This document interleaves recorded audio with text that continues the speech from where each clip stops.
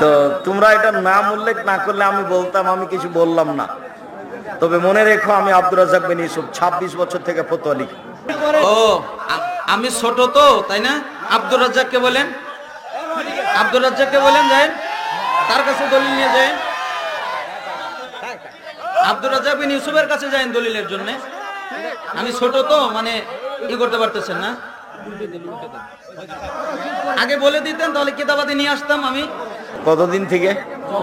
34 বছর থেকে। বক্তব্য দিই কতদিন থেকে? 32 বছর থেকে। জাতিকে ফাঁকে দিন। হাজার হাজার হাদিস মুখস্থ আছে। ধর্ম আমার কাছে একবারে দিনের মতো হয়ে আছে। যে হাদিসটা পেশ করেছিল ওই হাদিসটার এবারও আমার মনে আছে। জারাফাত মিলন ওয়াজিলাত মিনাল কুলুব। আল্লাহ নবী বক্তব্য দিলেন তখন অন্তর কেঁপে উঠলো, চোখের পানি ঝরঝর করে ঝরলো। তার মানে কি কণ্ঠস্বর? আল্লাহর নবী বলেছেন, মাগো ভাই, এরকম করে আল্লাহ নবী কখনো বলেছে আপনার মনে হয়? মায়ের পায়ের নিচে জান্নাত। আপনারা বিতর্কিত প্রশ্ন দিচ্ছেন অনেক, খালি নাম উল্লেখ করছেন না। একই হারামের ফতোয়া দিবেন এখানে, হারামের ফতোয়া দিতে হবে না। সুদ হারাম, কোরআন দলিল আছে। হারাম বললে হারামের দলিল দিতে হবে। হারাম উনি দলিল দেখ বলেন। বিতর্কিত করবেন হয় না? আমি গাড়ি নিয়ে আসছি, আমার গাড়িতে করে ওনাকে নিয়ে যাব, আমার গাড়িতে করে ওনাকে বাড়িতে পৌঁছিয়ে দিয়ে যাব। ওনার দলিল যত লাগে, আমার ঘরের ভিতরে বিশাল লাইব্রেরি আছে, কিতাবাদি আছে, আমি তো নিয়ে আসি নাই, আমি নিয়ে আসছি। আমি জানি উনি এই ওয়াজ করবেন, উনি এই ফতোয়া আমার কাছে বিতর্কিত হবে, আমি এটা জানি। ও আমি ছোট তো তাই না? আব্দুর রাজ্জাককে বলেন, আব্দুর রাজ্জাককে বলেন, যাই তার কাছে দলিল নিয়ে যাই। আব্দুর রাজ্জাক বিন ইউসুফের কাছে যাই দলিলের জন্য। আমি ছোট তো মানে ই করতে পারতেছেন না, আগে বলে দিতেন তাহলে কিতাবাদি নিয়ে আসতাম আমি।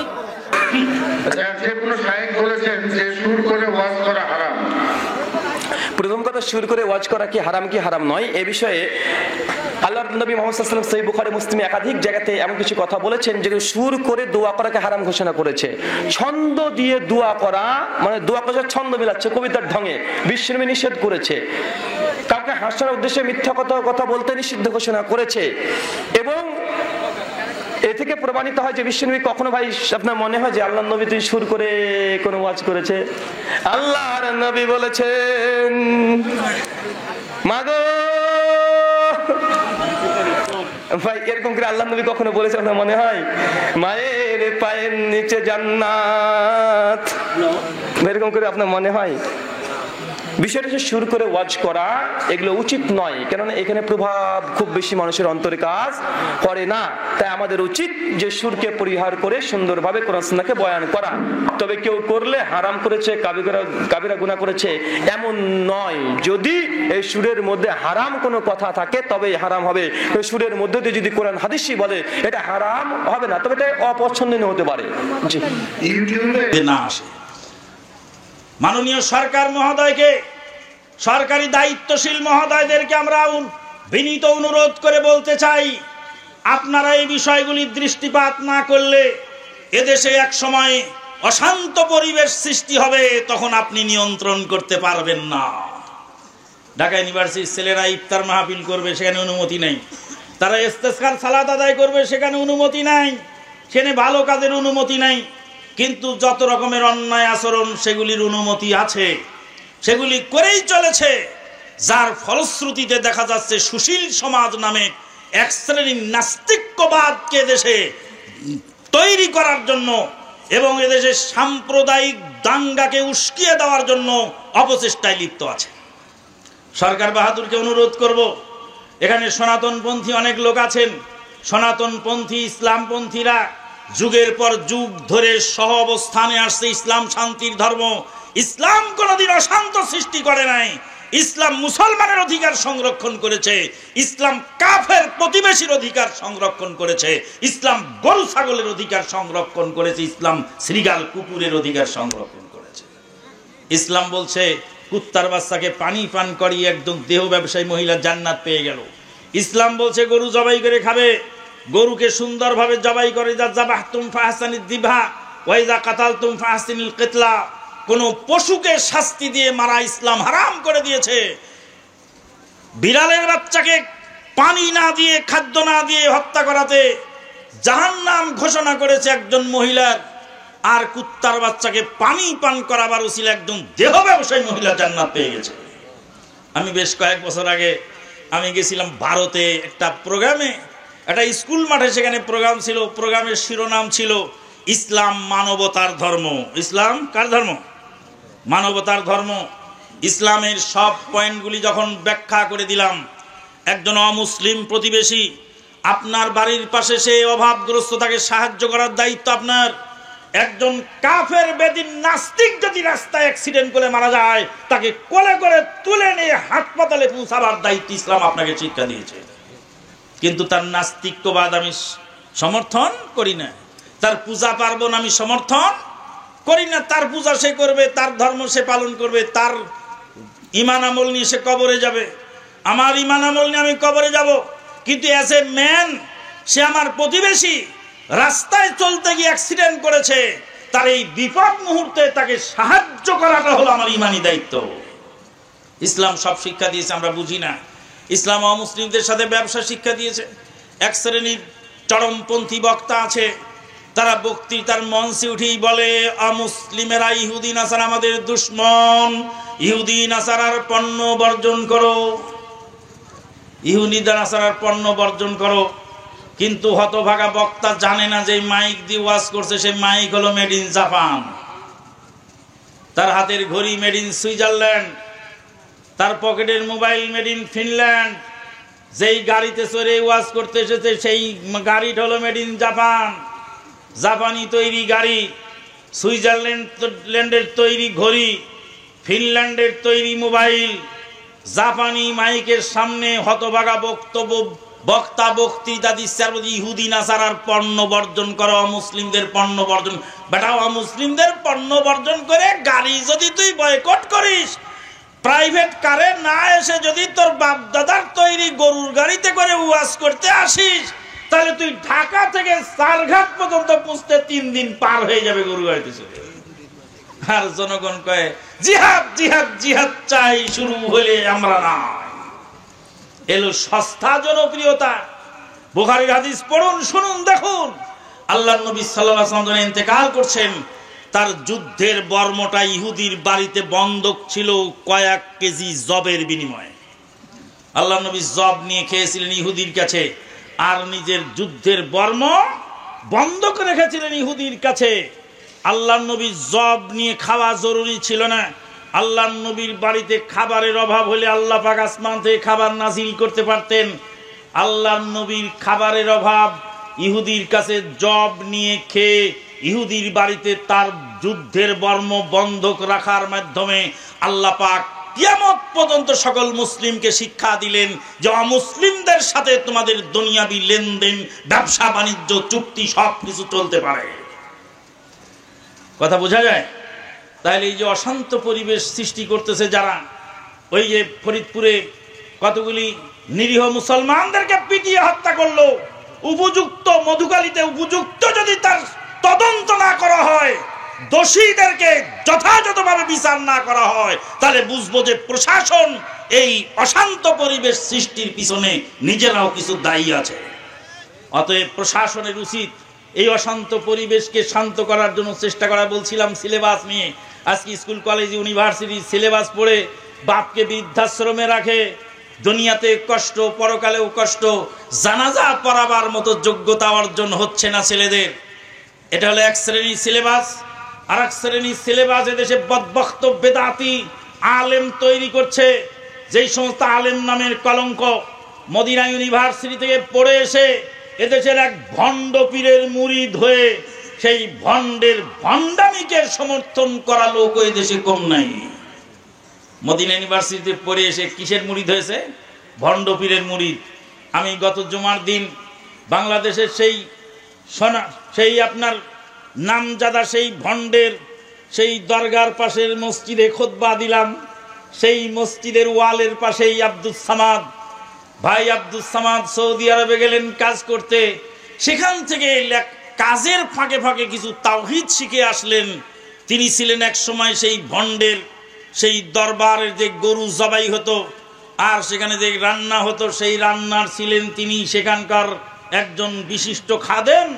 সেই খাদেম বেচারা সৌদি আরব থেকে ঘুরে এসে সেই ভণ্ডের পিলারের সামনে, ওয়ালের সামনে পাশেই সেখানে আহলে হাদিস মসজিদ প্রতিষ্ঠা করেছে। আলহামদুলিল্লাহ, আহলে হাদিস মসজিদে সেখানে গত জুমায় খুতবা হলো, অনেক লোকজন সেখানে হয়েছিল। আলহামদুলিল্লাহ, আমাদের আহলে হাদিস আন্দোলনের মুহতারাম আমিরে জামাত প্রফেসর ডক্টর আসাদুল্লাহ গালিব স্যারকে যখন 2005 সালে জঙ্গিবাদের মিথ্যা মামলায় 11টি মামলা দিয়ে তাকে রাতের অন্ধকারে ধরে নিয়ে যাওয়া হয়, সর্বপ্রথম সেই 7.5 মসজিদ থেকে সর্বপ্রথম প্রতিবাদ জানানো হয়েছিল। সম্মানিত উপস্থিতি, আহলে হাদিসদেরকে যারা জঙ্গিবাদ বানাবার চেষ্টা করেছিল, আহলে হাদিসদেরকে ধ্বংস করে দেওয়ার জন্য যারা চেষ্টা করেছিল, তারা আজকে কুপকাত হয়ে গেছে। আহলে হাদিস মাসলাক যে সঠিক, এটা বাংলাদেশের মুসলমান তো মানে সৌদি আরবের মুসলমানরাও মানে। সৌদি আরবে এতকাল হচ্ছিল 20 রাকাত তারাবি, এখন খোদ সৌদি আরবে হয়েছে 8 রাকাত। তার মানে আমরা যা বলছিলাম 10 বছর আগে, এটা মক্কা মদিনায় চালু 10 বছর পরে হলেও হয়েছে। আলহামদুলিল্লাহ। আর আমাদের একজন জেনারেল শিক্ষিত ভাই ব্রাদার রাহুল হুসাইন, তার সামনে দেশের মুফতি মহোদয় কুপকাত হয়ে গেলেন। এই সমস্ত ভণ্ড প্রতারক মুফতি এদেশে চেয়ে গেছে, যারই ফলে তারা ডাক্তার জাকির নায়েকের মতো একজন মাজলুম আলেমকে তারা ইহুদির দালাল বলতেও দ্বিধাবোধ করে না। যেই ডাক্তার জাকির নায়েকের ওসিলায় এদেশের মাটিতে, সারা পৃথিবীর মাটিতে প্রায় 3 কোটি অমুসলিম ইসলাম গ্রহণ করেছে। কত? প্রায় 3 কোটি অমুসলিম ইসলাম গ্রহণ করেছে সেরেফ ডাক্তার জাকির নায়েকের ওসিলায়।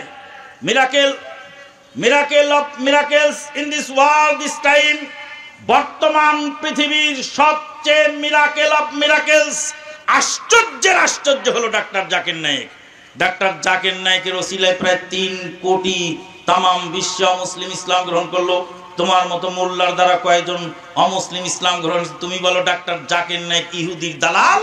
সে যদি ঢাকা এয়ারপোর্টে আসে তাহলে তাকে আমরা এয়ারপোর্ট ঘেরাও করব।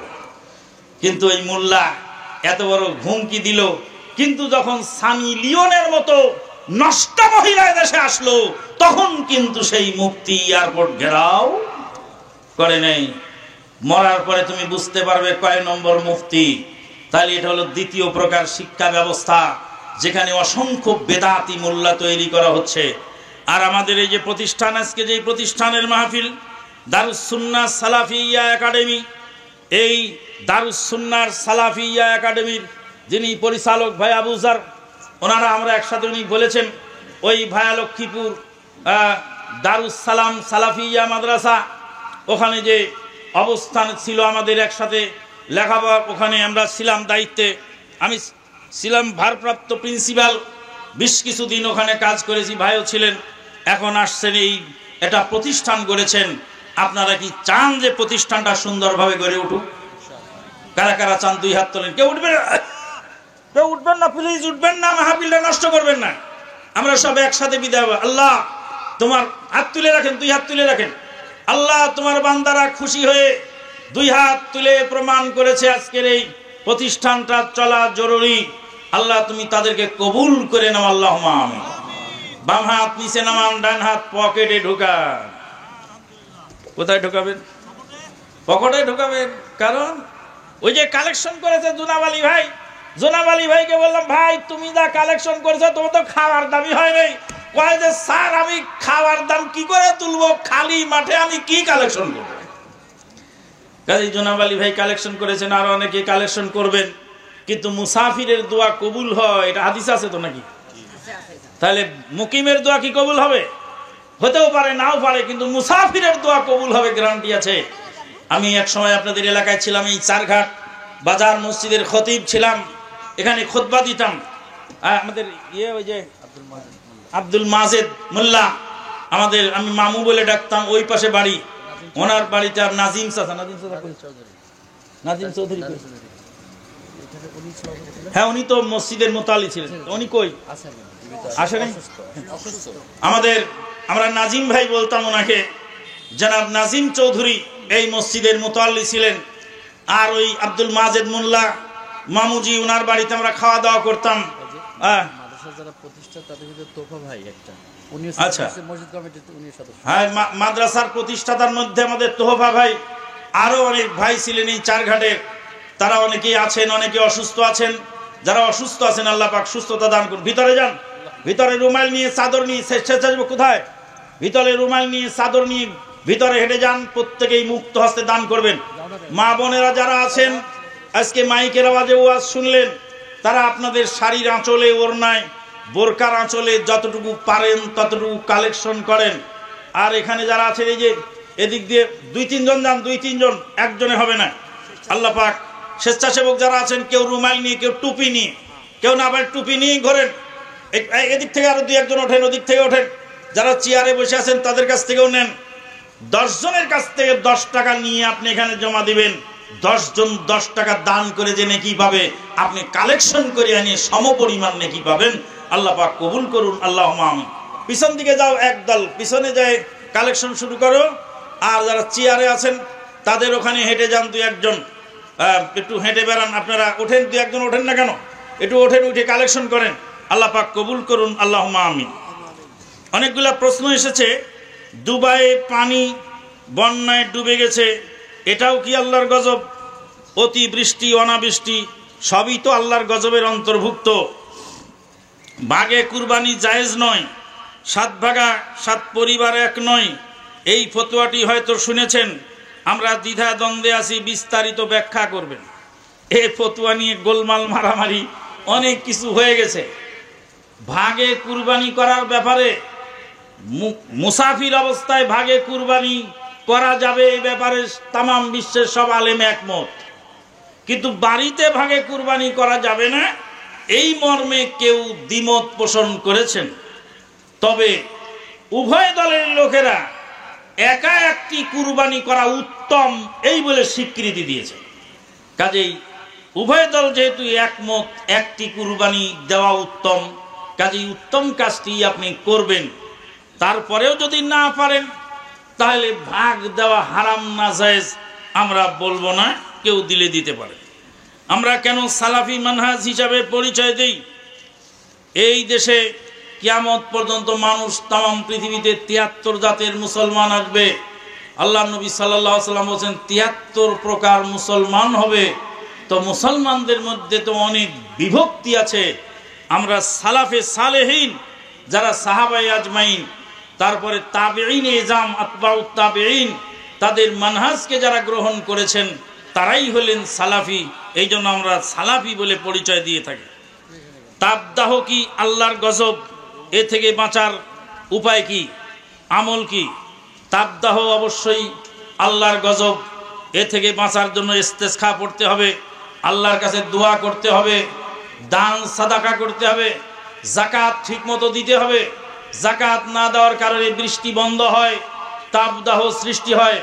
আমরা যাকাত তো দেই না, ইস্তেগফার তো করি না, ইস্তেসকা সালাত তো পড়ি না। আল্লাহর নাফরমানি কাজ, ব্যাঙের বিয়ের মতো জঘন্য কাজ করছি বৃষ্টি নামাবার জন্য। বাংলাদেশে অনেক জায়গায় ব্যাঙের বিয়ে হচ্ছে। গতকাল শুনে আসলাম যে এক ব্যাঙের বিয়ে হয়েছে 20 লাখ টাকা মহরানা। পাগল কি গাছে ধরে নাকি? এইসব লোক যদি পান্ডে ব্যাঙের বিয়ে দিয়ে বৃষ্টি নামাতে চায়, এদেরকে দড়ি দিয়ে বেঁধে পাবনায় পাঠাবেন। ওখানে পাগলা গারোতে নাট বোল্ট টাইট করে দেওয়া হবে। এরা পাগল ছাড়া কিছু নয়। এরা কোনো মুসলমান হতে পারে না যে আল্লাহর কাছে প্রার্থনা না জানে ব্যাঙের বিয়ে করে, ব্যাঙের বিয়ে দেয়। আমরা ছোটকালে আরো শিরিকি কথা শুনতাম, চাল ধোয়ার পানি নেই, ডাল ধোয়ার পানি নেই, হরিশ্চন্দ্র গোপাল রে ধীরে ধীরে মেঘ চাইরা দে, কালো মেঘে ধুরুম ধারুম দুধি মেঘে পানি, না খেতে জনম গেল দেরে আল্লাহ পানি। এরকম শিরকি কালাম পর্যন্ত তারা বলতো। আল্লাহ রাব্বুল আলামিন জাতিকে হেফাজত করুন, আল্লাহুম্মা আমিন। জনক আহলে হাদিস বক্তা সুর দিয়ে বক্তব্য যারা করে জায়েজ নয় বলেছেন। উস্তাদ দিয়া আপনি সুর দিয়ে বক্তব্য দিলেন, দলিল প্রমাণ সাথে উত্তর দেন। আমি ওই বক্তাকে মানা করে দিয়েছি যে সুর দিয়ে বক্তৃতা দেওয়া হারাম, আর বলবেন না, যদি বলেন তো আপনাকে বলবো আপনি হারাম কর। কেননা দুনিয়াতে যত কালেকশনের বক্তা আছে সবাই সুর দিয়ে টাকা কালেকশন করে, সুর ছাড়া টাকা কালেকশন হয় না। এবার সুর দিয়ে বক্তৃতা করা যে হারাম হয়, তার সুর দিয়ে কালেকশন করাটাও হারাম। তো কালেকশনের বক্তাদের সুর দিয়ে কালেকশন করে গলা ফাটায় কালেকশন করে টাকা গুছাচ্ছে, সব টাকাগুলি যে আপনি নিয়ে যাচ্ছেন গাড়ি ভাড়া অমুক তমুক হাদিয়া তোবা নামে, তো আপনি সুর দিয়ে বক্তৃতা করা হারাম বলেন কেন? আল্লাহর রহমতে আর বলবে না ইনশাআল্লাহ। আল্লামা তারেক মনোয়ারের ওয়াজ শোনা যাবে। আল্লামা যাকে তাকে আপনারা বলেন, তারেক মনোয়ার আমাদের দিনী ভাই, তিনি আল্লামা তারেক মনোয়ার আমাদের দিনী ভাই। তার কথার মধ্যে ভুল শুদ্ধ উভয় প্রকার আছে। যেটা ভুল আছে সেটা আলহামদুলিল্লাহ সেটা আমরা গ্রহণ করব না, কিন্তু যেটা ভালো কথা তিনি বলেন সেটা আমরা গ্রহণ করব। কোরআন হাদিসের অনেক পথ কথা তিনি বলেন।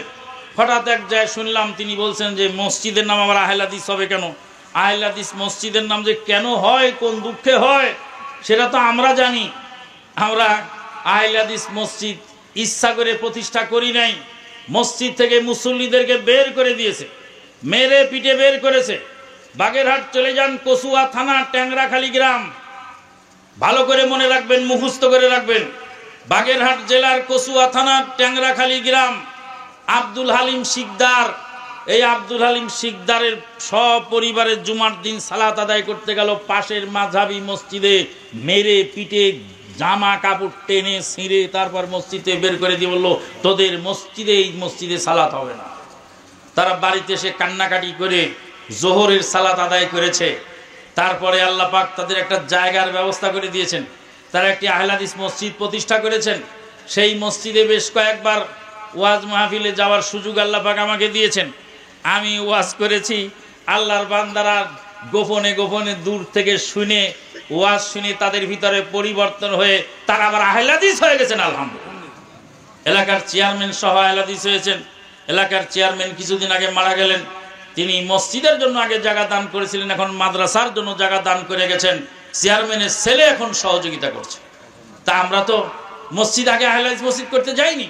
যখন আমাদেরকে মসজিদে বের করে দেয়, সালাত আদায় করতে দেয় না, জোরে আমিন বলার অপরাধে পাবনার এডওয়ার্ড কলেজের ছাত্র, ব্রিলিয়ান্ট ছাত্র, নাম তার ডাক্তার ইকবাল বিন জিন্না, তাকে লাঠি দিয়ে পিটিয়ে মসজিদের মধ্যে বেহুশ করে ফেলে দিল সেরে জোরে আমিনের অপরাধে। সম্মানিত উপস্থিতি, এইগুলি তারা করতেছে আর তারা মসজিদ থেকে বের করে দিচ্ছে। অনেক কথা বলছে। বড় বড় একজন পীর সাহেব বলছে যে কেউ জোরে আমিন বলে তাকে ঠেসে ধরবা। আর একজন বলছে এই কই পাইছস, তাকে খারা কই পাইছস। আর এক পাগলা বলতেছে কিশোরগঞ্জের মাটিতে আহলে হাদিসের আস্তানা হবে না। আল্লাহর ফজল ও করমে আহলে হাদিস দিনে দিনে বাড়ছে। যখন এই সমস্ত বাজে কথা বলে, আমাদের বক্তৃতা কাটিং করে আমাদেরকে অপমান অপদস্থ করার চেষ্টা করে, কিন্তু আল্লাহর বান্দারা সঠিকটা বুঝে যায়, সঠিক কথা পেয়ে যায় আলহামদুলিল্লাহ। আমির হামজার বক্তব্য শোনা যাবে কিনা? আমির হামজা তো ওরকমই একই কথা, এর ভিতরে কিছু ভালো মন্দ আছে। অনেক সময় ভালো কথা বলে, আবার অনেক সময় উল্টা পাল্টা বকে। আল্লাহ পাক এই তাকে সঠিক কথা বলার তৌফিক দান করুন। সম্প্রতি একজন আলেম চুল কালার করে টিকটকার হয়েছে। এমনটি করলে পরিণতি কি হবে? আল্লাহ পাক হেদায়েত করুন এই সমস্ত আলেমদেরকে। আজকাল টিকটকারের সংখ্যা বেড়ে গেছে। অনেক আলেম আসছে, তারা লিপস্টিক মেরে মেয়েলি কণ্ঠে ওয়াজ করে এমনভাবে অঙ্গ কি বলে ভঙ্গি করে থাকে, তাতে মনে হয় এটা একটা প্রতিবন্ধী ছাড়া কিছু নয়। আল্লাহ পাক তাদের হেদায়েত করুন, আল্লাহুম্মা আমিন। ব্রাদার রাহুলের সাথে আলী হাসান উসামা তারাবি নিয়ে যে ডিবেট হয়েছে, এ ব্যাপারে আপনার মন্তব্য কি? মন্তব্য গোটা বিশ্বের লক্ষ লক্ষ জনতা দেখেছে। যার দলিল নেই সে দিবে কোত্থেকে? দলিল তো নাই।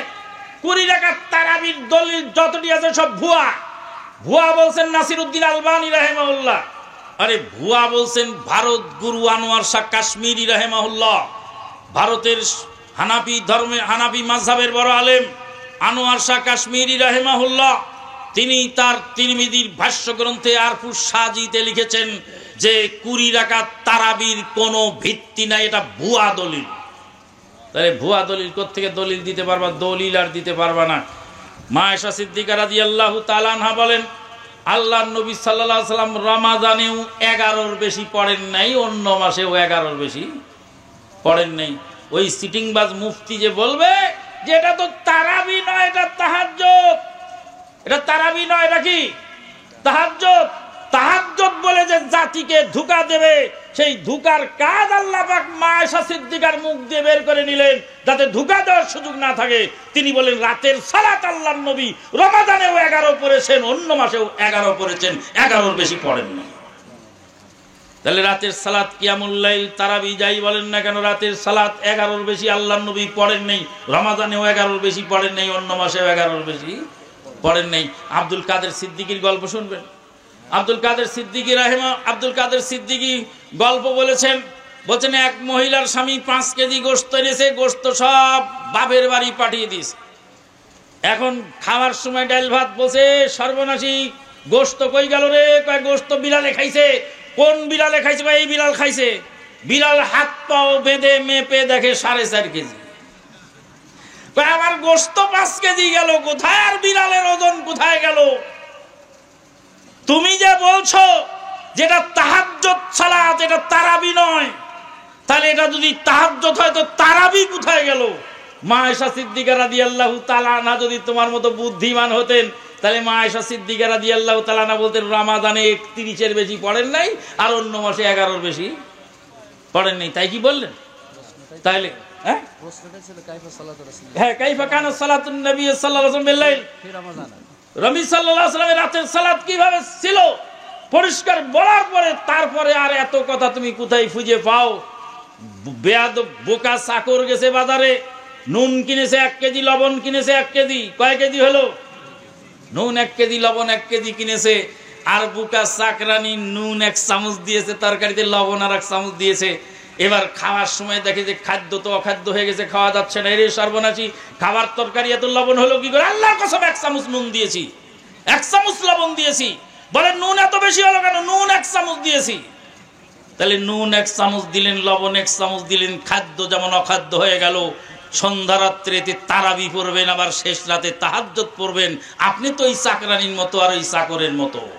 তারাবি পড়েন আর তাহাজ্জুদ পড়েন আর কিয়ামুল লাইল পড়েন, যে নামেই ডাকেন না কেন 11-র বেশি পড়ার সুযোগ আপনার নেই।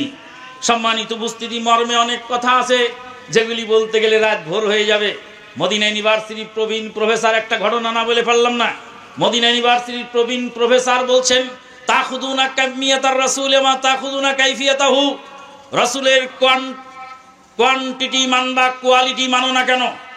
রাসূলের কোয়ান্টিটি ছিল 11, কিন্তু কোয়ালিটি ছিল লম্বা। আমরা রাসূলের কোয়ালিটিতে সালাত আদায় করতে পারছি না, এই জন্য কোয়ান্টিটি বাড়ায় দিয়েছি। আমি বললাম, স্যার এটা আমাদের ধানের ব্যাপারীরা করে, ধানের কোয়ালিটি যদি কম হয় তাহলে ধল তামারে 2 দাঁড়ি। তা আপনার নামাজ রাসূলের নামাজের মতো অত সুন্দর হয় না দেখে আপনি একটু রাকাত বাড়ায় দিলেন। তাহলে ঈদের সালাত আমরা 4 রাকাত পড়ব, কেননা রাসূলুল্লাহ সাল্লাল্লাহু আলাইহি ওয়াসাল্লামের কোয়ালিটি আমরা মেইনটেইন করতে পারি না। ইদান নুসাল্লি সালাতাল ঈদ 4 রাকাতিন ইয়া শাইখ, ঈদের সালাত 4 রাকাত পড়ব।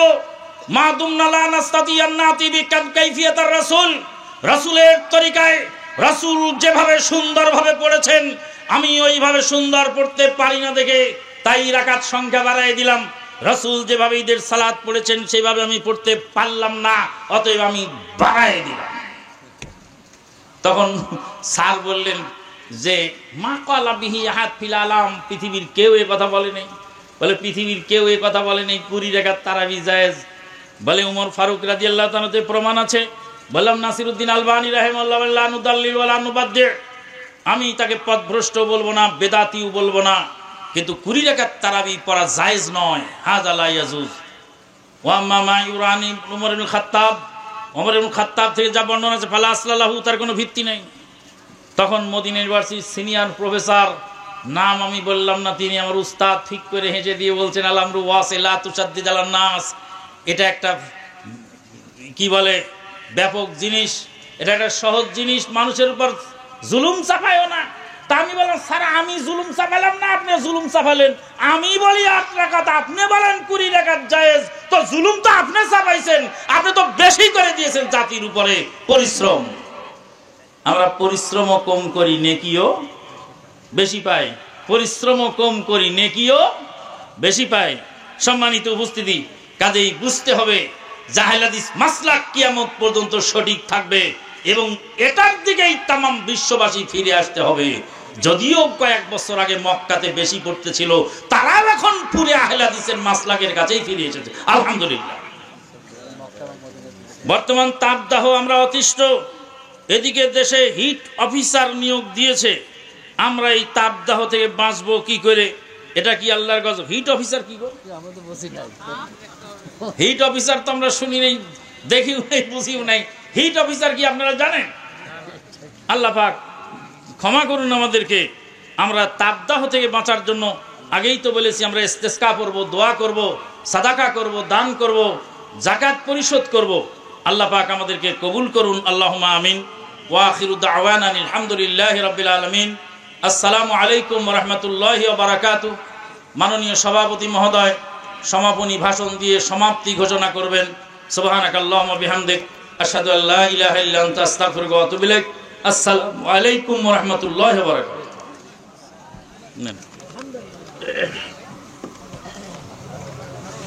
আসসালামু আলাইকুম ওয়া রাহমাতুল্লাহ।